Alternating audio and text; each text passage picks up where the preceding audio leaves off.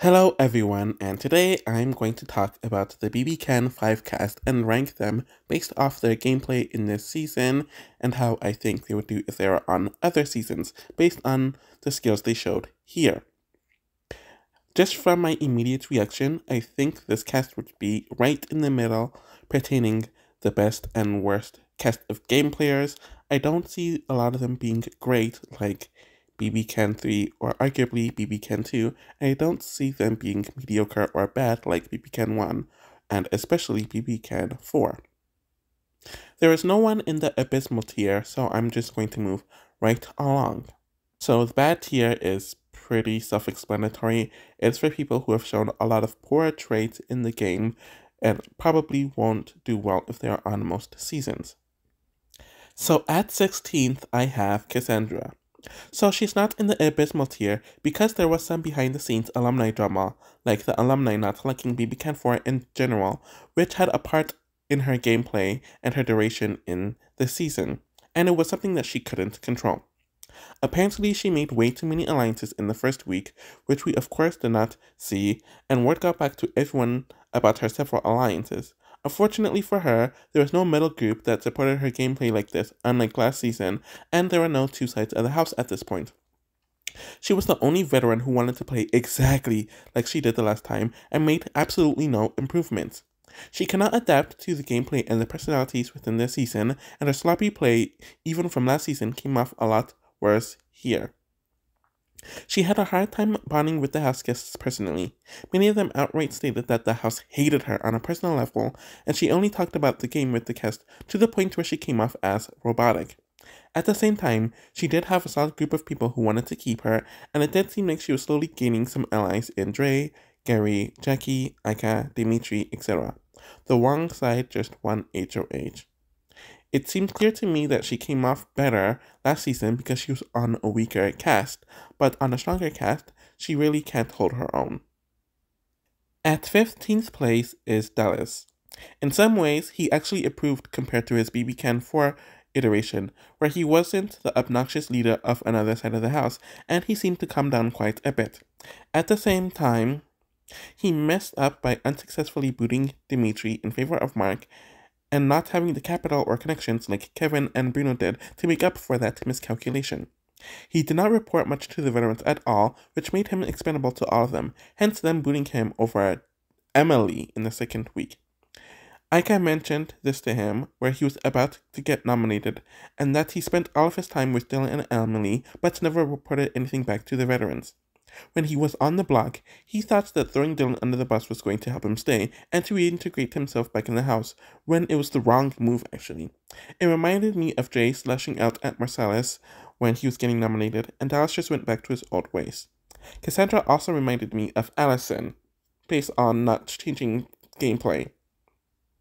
At 14th place is Emily. She actively had half of the house scanning for her in Aika, Dimitri, Dre, William, etc. for her entire duration on the season, and the side she was on, which is Danetta, Kevin, Bruno, etc., were always going to keep Dylan over herself, which means that she was in a precarious position for the entire season. I remember her campaigning being really bad during the 2 weeks she was on the block, and she couldn't talk her way into a better position within her alliance. Despite all of this, she was seen as more threatening than Dylan, and people wanted to take her out solely so they can play with him.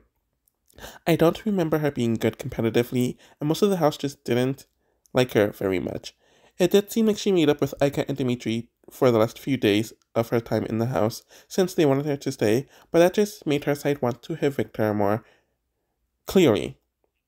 At least she realized that her alliance wanted her gone, though she handled the conversation very poorly, and then went to the other side to campaign. I just don't have faith in her as a player for her to do well on any season, really, though she had some okay reads at times. At 13th, I have Jackie. So she was put in a very bad position once she bashed the first HOH in Karen and got too close to the first boot in Mark. It led to the start of the belief of her being cursed, since most of her allies, or people she attempted to line with, always ended up going home in a succession. So I mentioned Mark, then Cassandra, then Emily, then Netta, then Cindy, then finally Bruno. She was known for leaking information to anyone who would listen in desperation, and it further caused people to either not trust her or to only offer her with fake alliances, so she would not have any actual information that she could use or reveal. I do appreciate that she was about self-preservation and always dropped her ego to kiss butt even when she needed to, and even with people that she could not stand. In addition to that, it became clear that no one respected her gameplay, meaning that they would have never voted her to win if she made it to the end. Kevin blatantly said this when he was talking to himself, Dimitri blatantly rolled his eyes when she came into the H1H room to talk, and many of them called her a flip-flopper. In addition to that, she also played very personally and emotionally, where she solely focused on Aika for most of the season, even when there were bigger threats than Aika in the house. She became very tunnel visioned in this element. In general, she just doesn't have most of the skills to do well as a player, and I don't have confidence in her at all. At 12th place is Karen. One positive that I will give her is that she did win HOH and got out the person who was targeting her, but she made it seem like it was some huge move when it just wasn't. She wasn't even pulled into a majority alliance, which usually comes when someone wins the first HOH. She was left alone for the rest of the season afterwards, since the entire house saw her as a goat who would never win against anyone. No one respected her game, and she wasn't even really a pawn, but a coaster. When she was nominated, she got very paranoid, emotional, and volatile, which did not help her chances. She was uber focused on getting Kevin and Jackie out of the house throughout the season, and it seemed like she dropped her anti-veterans thing relatively quickly. She could not get over what happened in the first week, so she wasn't adaptable. She made a very emotional move with keeping Dimitri over Dylan in the final 5 just to piss off Kevin and to not approve her own game. She most likely wouldn't do well in most seasons, hence most of the older women in BBCAN before and after her not doing well, but she clearly benefited from being on a veteran season. I don't see her being a consistent player either. And the final person on this tier at 11th is Cindy. She did actually learn from her performance on the last season, as she came into the season quiet, where she flew under the radar compared to the people she was aligned with, and had bigger shields in Netta, Bruno, and Kevin. It is rare for returnees to learn from their mistakes of their first season and to actually improve on it. She didn't annoy everyone like she did in BBCAN3, where people consistently mentioned how much they hated her, and she came off as very bold and brash. But she also had the benefit of being one of the worst performing veterans, so people did not have a need to feel threatened by her. But once again, once she got the chance to actually have and to use her agency in the game, she made the worst move possible. There was no reason why she should have taken Netta out on her HOH. I mentioned it once, and Cindy completely folded, where she had chance after chance not to do it, as we see Kevin, Bruno, and Netta tell her not to do it and to let them go after one another. And the fact that she was influenced by the audience when she's a veteran, meaning that she should be smarter than letting outside influences get to her, just makes her look even more poorly. And like in BBCAN3, her campaigning skills are horrible and actively turns people against her. She wasted more time campaigning against Aika than Jackie, who was the other nominee, and didn't nurture her neutral position, where she could have potentially been a floater throughout the season. In addition to all of that, she has never been consistent about not being a good player, and she's been very consistent about not being a good player and not doing well in more than one environment, so that earns her spot here. So next is the potential tier. So these are the people who are either blatantly screwed over, the way they departed was a very, very special and not common circumstance, or they showed skills that are positive and negative, but is too inconsistent for me to put in a higher or a lower category, so they are here. The first person I'm going to talk about in this tier at 10th is Mark. So the one person out of like 15 people who would have won HOH to target him ended up winning HOH. I don't see the veterans targeting him, and most of the newbies wouldn't have targeted him either. We saw that the vets partially go to war because they were debating about which nominee they wanted to keep, which led to the split vote. At the same time, he didn't handle his nomination well, apparently trash-talked Karen, and outright told her that he would target her if he stayed. It was clear to everyone that he was the target, and he was initially supposed to go home in an almost unanimous vote. Coming up with that lie and executing it was a good idea, where there were people that already wanted to keep him, hence it becoming a flipped vote, or a close vote. The issue is, he didn't commit to it and it caused first boot to be solidified. He wasn't booted due to having a poor social game. He actually had a good social game, and I think that would be something that would benefit him in other seasons. And he seemed like someone who can get along with guys and girls. Definitely one of the better first boot, if not the best first boot, but he is still a first boot, so I can't put him any higher. Also, him being on a vet newbie season also caused him to be an early boot, as we see this many times in mixed seasons, where people who normally wouldn't be first boots end up being first boots. At 9th place is Gary, and overall, I still don't really know how to feel about Gary as a player, since he's kind of just in the middle for me, and this season definitely solidifies that. He came in wanting to use a different strategy compared to BBCAN5, where he wanted to be the guy who gives makeup to people and to advise everyone, especially the newbies, which would paint him as a more paternal figure, which was smart, in my opinion. At the same time, he was clear to the others what he was doing, so it wasn't effective. He was affected by a lot of the pre-gaming outside of the show issues. He was not very close to the alumni before the season started, and actively had issues with Netta that he seemingly started due to the after-show mess. It seemed like they never cleared the air during the season, which played a huge part in his downfall. At the same time, he was relatively sloppy game-wise as well. He threw Cassandra under the bus several times, realizing that he would be the next target over her, and he realized it a bit too late. This happened with the Netta backdoor thing that he blew up in the first week, only to make up with Cassandra, and to let the issues between the two of them fester, and apparently him making up with Netta didn't even work. He was booted in a twist week and a backwards week, which completely threw everyone off for a loop, while he was the next target for the majority of the house anyways, hence him being voted as a nominee. If the HOH competition was the same, and it was in the same order, someone he was aligned with would have won, and he wouldn't have even been in the position to be booted that week anyways. And the final person in this tier at 8th is Netta. So the immunity until jury was a blessing and a curse for Netta, since we don't know how she would have played without it. She did mention that she wanted to play like a biatch entering the season, but I don't think she expected her trajectory to go like this. Due to the immunity, she didn't want to coast and have the perception that she was carried, but it caused her to play too aggressively. The biggest weakness in Netta's game, even in BBCAN2, is her social game, and it was never bad, but it wasn't great either in that season. In this season, her social game was pretty poor, as she was not good with anyone who was not in her alliance, where many of them planned to target her after her immunity was done. On top of that, she alienated people within her alliance and had Kevin and Bruno do a lot of the social work for her. When she wanted to use someone, like Jackie and Emily, she was cool with them, but she didn't speak to them when they fulfilled their use to her. And she did this with other people as well.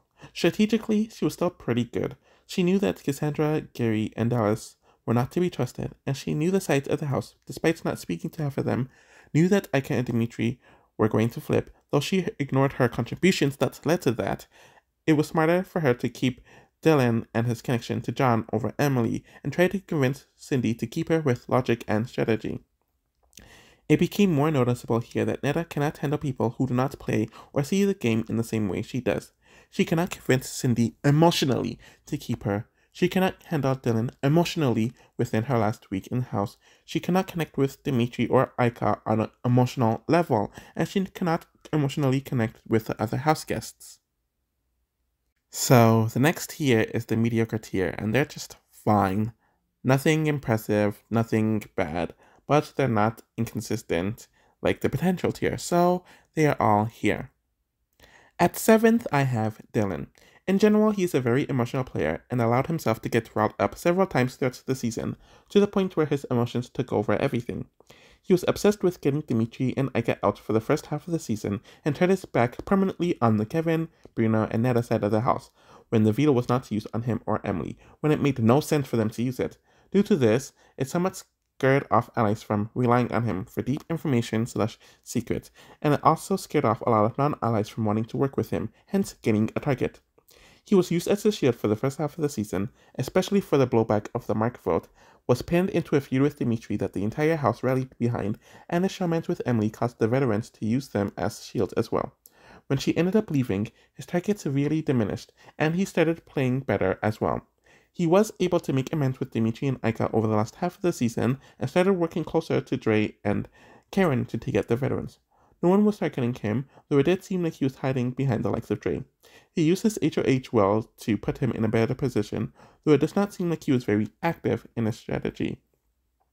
People did start to see that he made promises to everyone and was playing both sides by the end of his run, and will make a deal with anyone. Kevin was willing to throw him under the bus, hence vetoing Aika, and then Kevin made the vote to vote him out, solely based on emotions.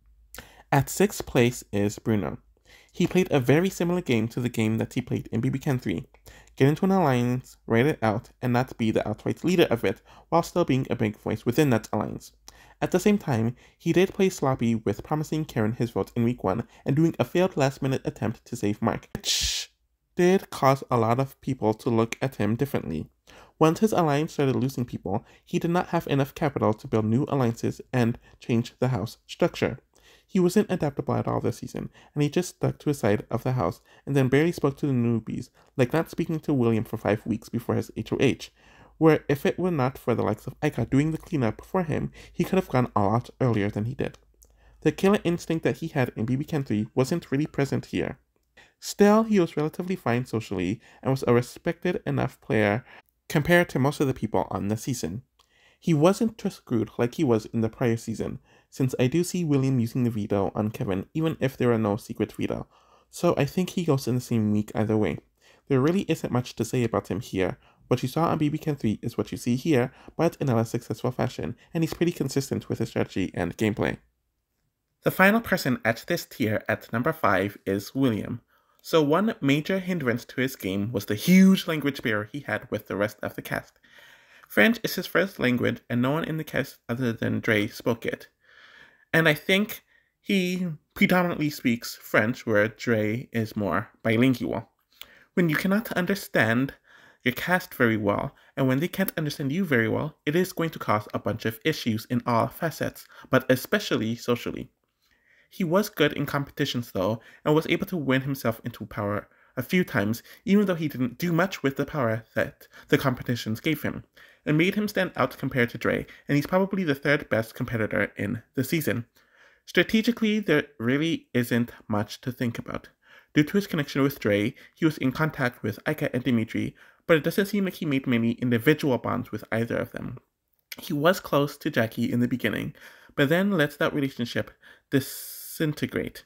It seemed like Dre did a lot of the strategic work for them, and while he was closer to Kevin, it never actively improved his position in the game.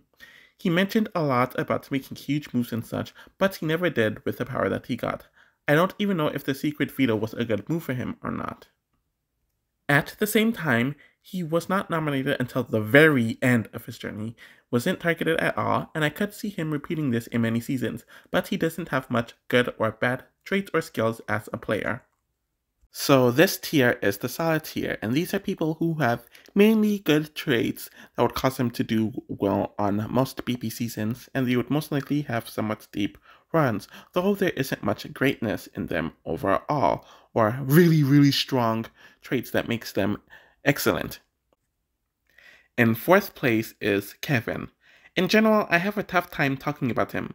I rarely see him doing poorly on a season, but I really see him doing well on another, and this season is clearly his highest ceiling as a player, but when you look into it, there are huge holes. Though his preseason strategy was to memorize all of the competitions so he could win it, he also claimed that he wanted to lay low in the first half, but he then tried to make a big move in keeping Mark, and I built a target on him, so he retreated then. When it comes to strategy and executing his plans, social play, amongst others, he rarely ever got his way. He failed to boot Dimitri over Mark, he failed to convince Cindy to not put up Netta, he had to be told by Aika to not use the veto on William's HOH, he failed to get Dylan to target Jamaica, and failed to get the couple out on both of his HOHs in the final 8 and 5 because he had no social or strategic capital. Even the likes of Dylan and Jackie went against him due to some of his strategic moves. He knows how to keep calm when people are attacking and going after him, which is definitely a positive, and of course he's brilliant in competitions, which helped him a whole lot, and is honestly the only reason why he's in this tier. Due to his competitions and having a more solid alliance, where he was not expendable to everyone, like in BBCAN5, his game here is a bit better than his first one, though some of the flaws are still present here. I don't see him being an early boot on most seasons due to his calm demeanor, and I do think he benefited from not only being a veteran, but a lower key veteran with a lot of shields, and those shields had a lot of influence in the jury house. He played a solid game this season, with some improvements from his last season, but there are still a lot of holes in his gameplay and potential. The final person in this tier at third place is Dre. She was not in the best position in the first few weeks of the season, since the Neda and Bruno side of the house never took to her, and she never took to them either. But she made bonds with Aika and Cassandra in that side of the house, so she did have some protection. These connections would keep her safe in week 4, despite the house nominating her with Gary. Unlike most newbies or people in general who aligned with stronger players and personalities, Dre realized her position, which was helped by the double eviction with Neda exposing the 6, that she needed to create an uprising to better her position. This caused her to reach out to Dylan, Karen, and Jackie, people she didn't get along with very well or wasn't aligned with beforehand, in agreement to take out veterans and Dimitri. We rarely see something like this, and they were all committed to it. It put her in a good position for the majority of the jury phase. She definitely led the strategy between herself and William, but that also made her a more immediate threat compared to him. She would release certain things to people about being fine with Dimitri and Aika going, and she tried to keep the balance. It got to the point where she was flip-flopping on the vote, and it caused most of the house to expose and target her quickly in the triple eviction. I don't know how consistent she would be, which is why I'm struggling to put her higher, and ultimately decide to place her here. I could see her being a pre-juror in certain situations, and while she has a lot of good traits, I don't know if she would be in a power position often if she was in many seasons. So the final tier that I'm going to be discussing today is the good tier, and these are the people who have many skills that would cause them to do well in Big Brother, and cause them to have a lot of influence, control, and domination on their season, and in general just outplayed the rest of the cast. The silver prize goes to Dimitri. He was almost the first boot and would have been so if Aika didn't do damage control. At the same time, that was only the case because Bruno and Kevin tried to do a last-minute switch-up to save the target in Mark, and he was the only one brought into the 6 alliance because he was the current HOH, and Bruno and Kevin needed to do damage control with the person they just voted to evict. A huge issue with Dimitri is that a lot of people found it hard to strategize with or to have deep social connections with him outside of Aika, and have further pushed the perception of him being a lapdog. He is one of the best competitors ever in Big Brother history, and it's even more impressive because he went against Kevin, someone who had to study most of the BBCAN competitions ahead of time before the season even started. He probably wins more competitions if Kevin wasn't present, and it's just a natural instinct for him. I actually think his straightforwardness and the more simplistic approach to strategy helped him a lot in the game, and it's one that is repeatable in many different seasons and situations. When you pair his strategic approach to Aika's more frantic approach, it really balances off one another really well. Sometimes after she would strategize, they would agree with his more simplistic approach, and I do think that it helped people trust him and her more. He definitely had better jury management than Aika, as he pulled off something similar to what Josh in BB19 did with his goodbye messages, and refused to put himself in a position where he would have to sacrifice himself over anyone else, so there is some sort of self-interest and self-preservation there. In general, he is still heavily reliant on competitions from the final 11 onwards, which is a negative in my opinion, but unlike Kevin, he had a lot of stronger social bonds, which caused him to have more agency within the game, make more allies throughout the season, and to survive the block on eviction night, where Kevin would never have the option of doing. I just think he has the skills to do well on many seasons. And the gold prize for this season goes to Aika. I'm sure many would want me to put her in the great tier, but I just can't. So she definitely wins the crown for the most improved with this season, though she did have the huge benefit of being arguably the weakest perceived veteran entering the season and had a low target on her. It was easier for her to adapt compared to some of the other veterans who immediately had huge targets in them and huge targets in front of her, but apparently she didn't pre-game much. Either way, it put her in the middle of the house and she was able to play the photo game very well in the first half of the season, where she would tell the likes of Bruno and Kevin certain things to protect them, or to tell Dre about her alliance before Nether revealed it, so on and so forth. She knew that she was at the bottom of the Veterans Alliance, and made active moves to get a better spot in the house, which so many Huskies refuse to do this in Big Brother, and it always bites them in the butt. She built connections with the newbies, which many veterans didn't do in the season, with Dre, William, and especially Dimitri. She always looked out for her best interest, especially in the first half of the season, and waited for the right time to strike at her old alliance, and was able to turn enemies into friends/allies, which we mainly see with Dylan in the second half of the season. She was heads above everyone else strategically, could see through everyone's motivations and motives, and could play offensively as well as play defensively. Many people can't do either, and can only play one of them, on the offense or on the defense. Her social game is a bit of a mixed bag, since when she is good, she is really good.